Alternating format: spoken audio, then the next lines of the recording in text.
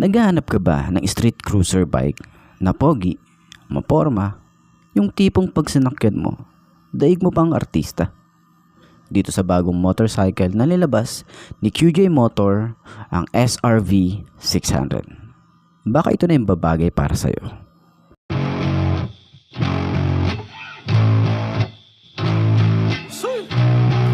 Old school effects out here. Yo! I'm an addict, addicted to being savage. My life is a little graphic, like HBO making magic. I'm rapping to make that passive money coming from traffic. Doing mental gymnastics, I'm fluid and problematic. You losing if you come at me the wrong way. I've come a long way from sipping on Bombay. It's not.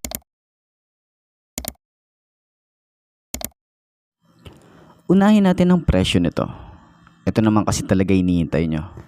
Para sa QJ Motor SRV 600 na may presyo ng 388,000. Oo nga pala, ito ay discounted na. Pero ang original price talaga nito is 418,000. Kung tutuusin, mura pa rin to sa 600cc na motor kumpara sa ibang brand. At sigurado lalaban to pagdating sa forma at lakas ng motor. Panigurado di ka ipapahiya nito. At paano ko nasabi yun? Tingnan natin yung specification. Ang SRV 600 ay merong 4-cylinder, naka-dual overhead cam, liquid cooled. Bore and stroke natin dito, 61 by 48 mm.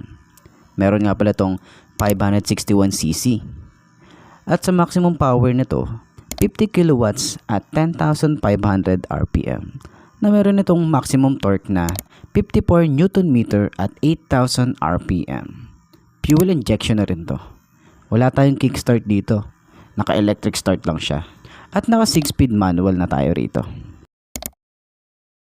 Iba talaga ang datingan kapag naka-inverted forks ang isang motor. Ang pogi nung datingan eh. Para sa rear suspension, meron tayo ditong dual shock. Sa front tires, 190 by 16. Sa rear naman, 180 by 65 by 16. Parehong tubeless na rin ang dalawang to. Para sa braking system, sa harap, naka-dual disc brake tayo rito na may 300 mm. Sa rear naman, naka-single disc brake tayo na may 260 mm. Para sa overall dimension natin, naka 2,280 by 820 by 1,115 mm. Sa wheelbase naman, 1,580 mm. Seat height natin dito na pwede sa mga kagaya kong 5'2" ang height. Meron itong 720 mm. So pang Pinoy friendly talaga siya. Sa ground clearance naman, meron tayong 140 mm. Medyo mabigat yung isang to na may 219 kilograms. Sa fuel capacity talagang malaki. 16.5 liters. Matagal ka na rin bago ka magpagas ulit. Nagagwapuhan talaga ako sa isang to. Kakaiba yung design niya. Lalo sa headlight na naka-LED na tayo rito, pati yung signal light niya. Pero agaw pansinin sa akin dito, yung kanyang handlebar. Kakaiba yung design. Naka-upright position tayo rito. At talagang naka-wide yung kanyang handlebar. Kagandahan sa headlight nito, naka-projected valve na siya. Kakaiba yung design. At paniguradong maliwanag yung buga nito. Lalo na sa gabi, di ba? Napakalaki ng radiator nito. Kagandahan, meron siyang cover. Para safe pa din yung radiator natin dito. At kapansin-pansin nga na naka-B-twin engine na tayo rito. Iba yung datingan nito, no? Ang pogi ng design ng kanyang makina. Sinamahan pa ng touch ng gold. Talagang pogi. Napakaganda rin ang design ng kanyang tangke. Sama mo pa rito yung kanyang emblem ng QJ Motor.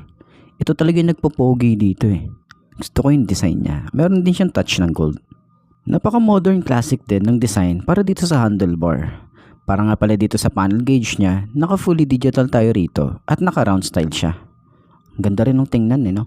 Para sa mga switches na ginagamit ng QJ Motor, ordinary plastic. Makikita natin dito meron tayong traction control, naka-round style yung kanyang side mirror at meron tayong built-in hazard at magandang klase ng grip. At isa pa sa nagpaganda rito at nagpapogi dito, yung design ng muffler.